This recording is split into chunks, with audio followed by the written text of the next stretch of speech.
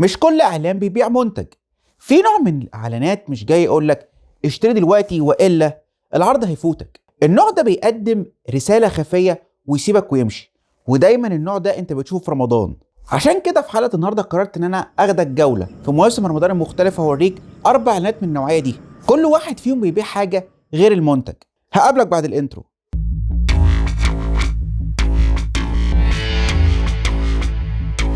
استنى، ده مش اعلان ولا انا جاي ابيع لك منتج، بس ده برنامج سينما ميرا وانا محمد ميرا.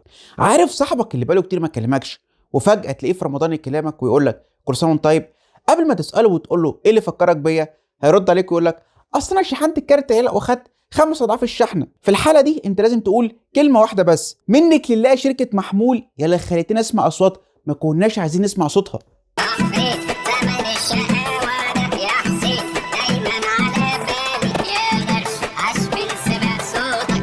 ده اول اعلان معانا في حلقه النهارده، اعلان فودافون قوتك في عيلتك رمضان 2015. فكره الاعلان ببساطه جابوا لك كل 2 مشاهير بيتكلموا بعض، ام بتكلم بنتها، اخت بتكلم اختها. الشحن هنا مش رصيد، الشحن بقى وسيله ان انت ترجع ناس لحياتك وتقوي علاقتك بيهم. راح فين زمن الشقاوة؟ لا يا حسين دايما على بالي، ده انا قلت نسيتنا يا غالي. معلش انت اندمجت بس في اجواء الاعلان. الاعلان الاول باع اللمه، الاعلان الثاني جاي يقدم مساعده. اعلانه بيساعد، يعني انا مش هشتري وادفع فلوس، لا ده انت كمان هتصوت للاعلان. ده كان اعلان بيبسي 2011، جابوا دنيا سمير غانم ب3 شخصيات، 3 قصص ب3 قطاعات: تعليم، تبرع، رياضه. بيبسي بيبسي بيبسي بيبسي بيبسي بيبسي بيبسي.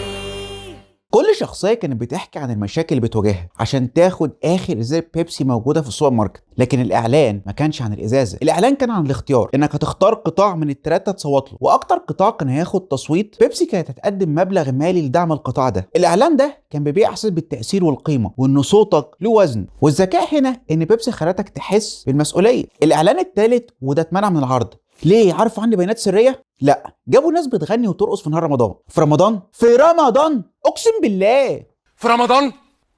في رمضان؟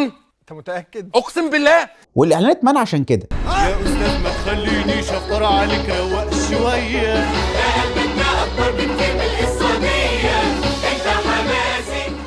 بس الاعلان كان عنده فكره نورانيه يوسف شاهين، وهي انك لما تتكلم في نهار رمضان بدل ما تنام سعر الدقيقه هيكون 5 صاغ بس. ومنعوا الاعلان عشان ما يصحش نغني ونرقص في نهار رمضان. انا ناسي حاجه، عايز اكلم حسام صاحبي، بس الساعه بقت 8 بالليل. انا ممكن اكلمه الصبح وتبقى الدقيقه ب5 صاغ بس، اكلمه في الرخيص يعني. الاعلان الرابع اعلان موبينيل 2012، عشان لازم نكون مع بعض. علشان لازم نكون مع بعض، عشان شايلانا نفس الارض، عشان بكره. الاعلان هنا بيبيع قيمه، وهي الجدعنه وان احنا نقف جنب بعض، وطول ما احنا كويسين مع بعض طبيعي ان احنا هنفضل نتكلم. الاعلان هنا بيبيع احساس بالانتماء، مش بس دقايق ومكالمات وبس كده. لو ركزنا في ال4 اعلانات هنلاقي ان كل اعلان منهم باع منتج بشكل غير مباشر. الاول باع اللمه، الثاني باع التاثير، الثالث باع الجرأه، والرابع باع الانتماء. يمكن عشان كده اعلانات رمضان فضلت في دماغنا سنين، عشان احنا ما اشتريناش منتج، احنا اشترينا مشاعر. بس كده، ودي كانت نهايه الحلقه. عايزك تقول لي رايك عن الحلقه تحت في التعليقات، وتشترك على القناه وتفعل جرس التنبيهات، ويلا سلام.